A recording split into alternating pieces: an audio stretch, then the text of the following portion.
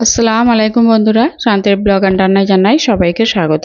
আশা করছি সবাই ভালো আছেন, আমিও ভালো আছি। আপনাদের দোয়া এবং আশীর্বাদে প্রতিদিনের মতো আবারও চলে এসেছি আপনাদের মাঝে। আজকের পর্বে আমি নিয়ে চলে এসেছি কাঁকরোলের একটা রেসিপি।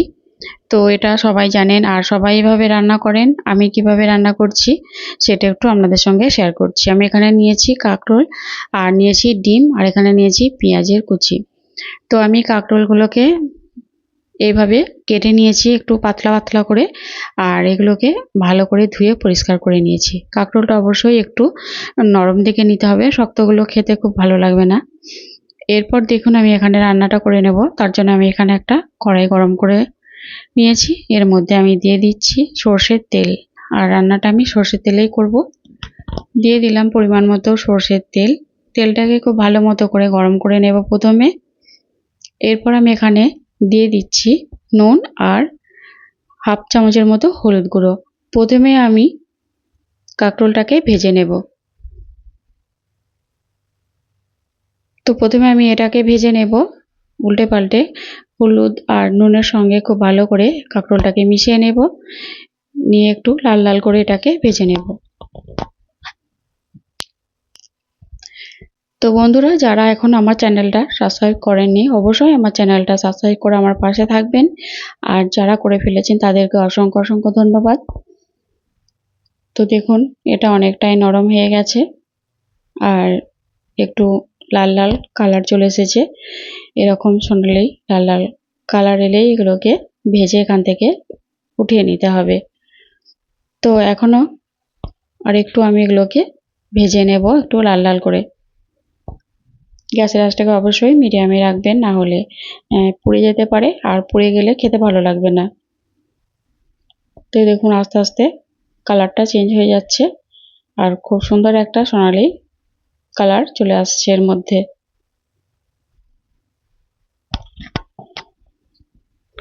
তো এইভাবে করে আমি উল্টে পাল্টে কাঁকরোলগুলোকে ভেজে এখান থেকে উঠিয়ে নেব। তো এগুলো ভাজা হয়ে গেছে, এখান থেকে আমি উঠিয়ে নিয়েছি।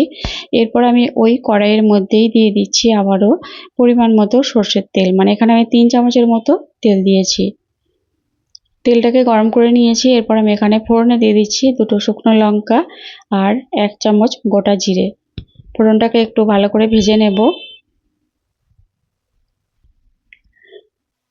ফোড়নটাকে আমি ভেজে নিয়েছি। এরপর আমি এখানে দিয়ে দিচ্ছি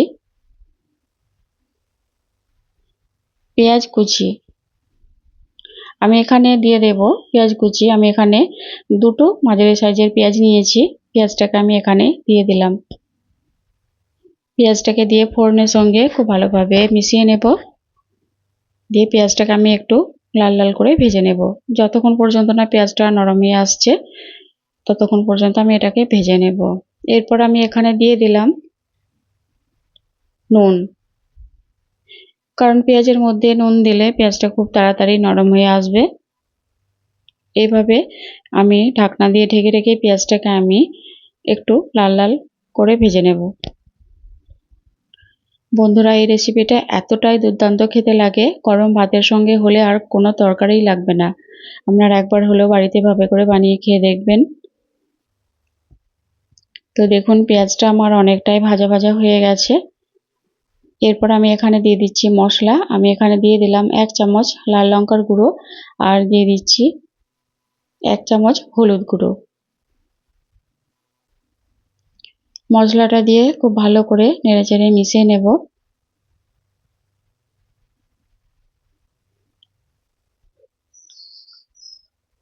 তো পেঁয়াজটাকে আমি একটু মশলার সঙ্গে ভালো করে ভেজে নেব,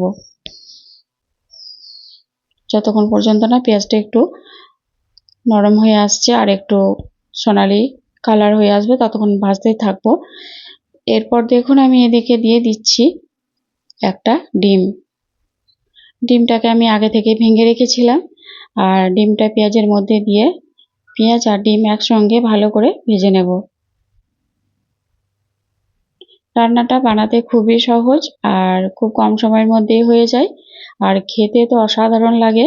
আর এই সময় কাঁকরোল খুব বেশি পাওয়া যায় বাজারে। আপনারা একবার হলেও এভাবে করে বানাবেন, আর খেয়ে বলবেন কেমন হয়েছে।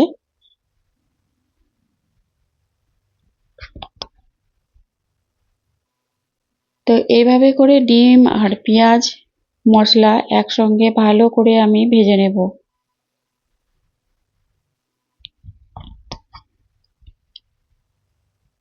তো দেখুন পেঁয়াজটা আস্তে আস্তে অনেকটাই নরম হয়ে আসছে। এই দেখুন পেঁয়াজটা অনেকটাই নরম হয়ে গেছে আর এর কালারটা ঠিক একটা সোনালী কালার চলে এসেছে।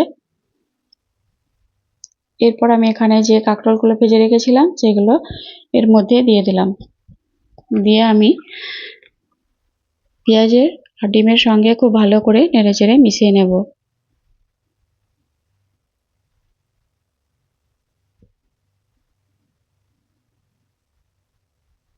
কাঁকরোলের এই রেসিপিটা এতটাই ভালো হয়, দুর্দান্ত খেতে লাগে যে এর সঙ্গে আর কোনো তরকারি না নিলে এক থালা ভাত নিমেষে খেয়ে নিতে পারবেন। এরপর আমি এখানে দিয়ে দিলাম জিরে গুঁড়ো।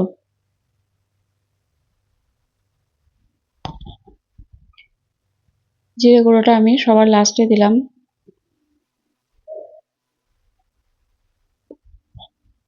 এরপর আমি এটাকে একটা ঢাকনা দিয়ে ঢেকে দেব। তো এইভাবে আমি ঢেকে নিয়ে এটাকে রান্না করে নেব। এরপর আমি এখানে দিয়ে দিচ্ছি হাফ চামচেরও একটু কম আদা রসুনের পেস্ট। আমি এটাকে সব শেষে দিলাম কারণ এর যে একটা সুন্দর গন্ধ, এটা ভীষণ ভালো লাগে আর খেতেও ভালো লাগবে।